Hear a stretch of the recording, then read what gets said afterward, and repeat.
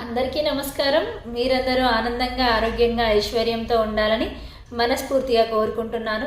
నేను ఇప్పుడు భగవద్గీత 2వ అధ్యాయము సాంఖ్యయోగంలోని 68వ శ్లోకాన్ని మీకు పాడి వినిపించబోతున్నాను.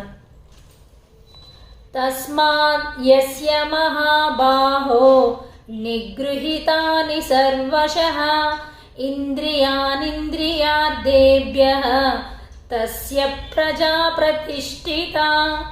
కనుక ఓ మహాబాహో, ఎవ్వని ఇంద్రియాలు వాటి ఇంద్రియార్థాల నుండి నిగ్రహించబడి ఉంటాయో అతడు నిక్కముగా స్థితప్రజ్ఞుడు అని శ్లోకం యొక్క భావము. ఇంద్రియ భోగ వేగాలను మనిషి కేవలము కృష్ణ భక్తి భావన ద్వారానే, అంటే సర్వేంద్రియాలను భగవానుని దివ్యమైన ప్రేమయుత సేవలో నెలకొల్పడం ద్వారానే అణచగలడు. ఉన్నతమైన శక్తిచే శత్రువులను అణిచినట్లుగా ఎటువంటి మానవ ప్రయత్నము గాక కేవలం భగవత్ సేవలో నెలకొల్పడం ద్వారా ఇంద్రియాలు అదే విధంగా అణుగుతాయి.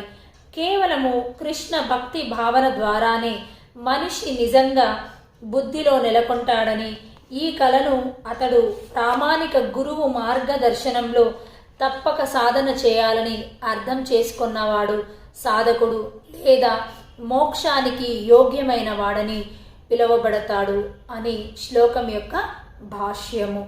జై శ్రీకృష్ణ.